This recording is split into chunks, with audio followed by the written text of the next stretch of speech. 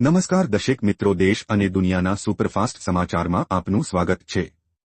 આજના તાજા અને સૌથી મોટા સમાચાર જાણીએ પહેલા ચેનલને સબસ્ક્રાઇબ કરી નાખજો। ભારે વરસાદની હવામાન વિભાગની આગાહી। વરસાદને લઈ હવામાન વિભાગે ફરી એકવાર આગાહી કરી છે, જેમાં હાલ રાજ્યના મોટાભાગના વિસ્તારોમાં વરસાદી માહોલ છવાયો છે। ત્યારે આગામી 2 દિવસમાં મધ્ય અને દક્ષિણ ગુજરાત સહિત સૌરાષ્ટ્રમાં ભારે પવન સાથે ધોધમાર વરસાદ વરસી શકે છે। ત્યારે આજે અમદાવાદ શહેરમાં વહેલી સવારથી વાદળછાયું વાતાવરણ જોવા મળી રહ્યું છે અને લોકોને ગરમીથી રાહત મળી છે। સવારથી અમદાવાદના વાતાવરણમાં પણ પલટો આવ્યો છે।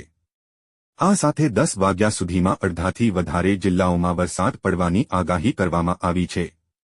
આ સાથે છેલ્લા 24 કલાકમાં 78 તાલુકામાં વરસાદ નોંધાયો છે, જેમાં સૌથી વધુ તાપીના કુકરમુંડામાં 3 ઇંચ જેટલો વરસાદ વરસ્યો છે। હવામાન વિભાગની માહિતી પ્રમાણે આજે સવારે 10 વાગ્યા સુધીમાં મોરબી, ગીર સોમનાથ, અમરેલી, બોટાદ, ભાવનગર, અમદાવાદ, ગાંધીનગર, બનાસકાંઠા, અરવલ્લી, ખેડા, આણંદ, મહીસાગર, વડોદરા, પંચમહાલ, દાહોદ, છોટાઉદેપુર તથા દક્ષિણ ગુજરાતના તમામ જિલ્લાઓમાં છૂટાછવાયા સ્થળો પર વરસાદની આગાહી આપવામાં આવી છે।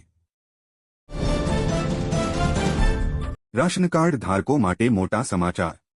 સીએમ ભૂપેન્દ્ર પટેલે મોટી જાહેરાત કરતા કહ્યું છે કે એનએફએસએના રેશન કાર્ડ ધારકો કે જેમને ગુજરાત સરકાર દ્વારા રેગ્યુલર અને મફત અનાજ મળે છે તેવા તમામ રાશન કાર્ડ ધારકોને પીએમ જય યોજના હેઠળ આવરી લેવામાં આવશે। એટલે કે તેવા તમામ રેશન કાર્ડ ધારકોને આયુષ્યમાન કાર્ડ કાઢી આપવામાં આવશે। ગુજરાતની સરકારી અને ખાનગી હોસ્પિટલમાં આયુષ્યમાન કાર્ડ હેઠળ ₹10 લાખ સુધીની સારવાર વિનામૂલ્યે આપવામાં આવે છે। તો ગુજરાતના જે વ્યક્તિને મફત અનાજ અને ગુજરાત સરકારનું અનાજ મળે છે તેવા દરેક વ્યક્તિને હવે આયુષ્યમાન કાર્ડ કાઢી આપવામાં આવશે।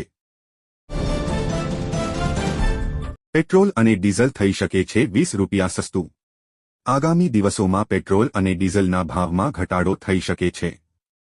સરકાર પેટ્રોલ અને ડીઝલને જીએસટી હેઠળ લાવવા પર વિચાર કરી રહી છે। જો આમ થશે તો પેટ્રોલ અને ડીઝલની કિંમતમાં ₹20 પ્રતિ લીટર સુધી ઘટાડો થઈ શકે છે। એટલે કે દિલ્હીના હિસાબે તેની કિંમત ₹75 પ્રતિ લીટર થઈ શકે છે।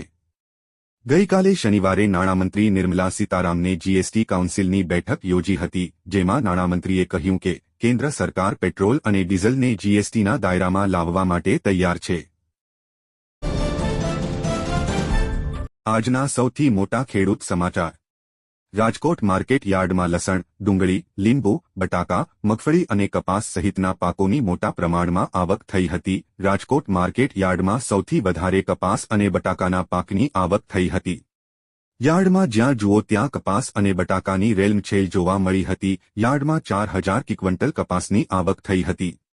કપાસના ભાવ ખેડૂતોને ₹1140 થી ₹1477 સુધીના મળ્યા હતા। કપાસ બાદ બટાકાની આવકમાં પણ વધારો નોંધાયો હતો। યાર્ડમાં બટાકાની 2800 ક્વિન્ટલ થઈ હતી। બટાકાના ભાવ ખેડૂતોને આજે ₹100 થી ₹800 સુધીના મળ્યા હતા।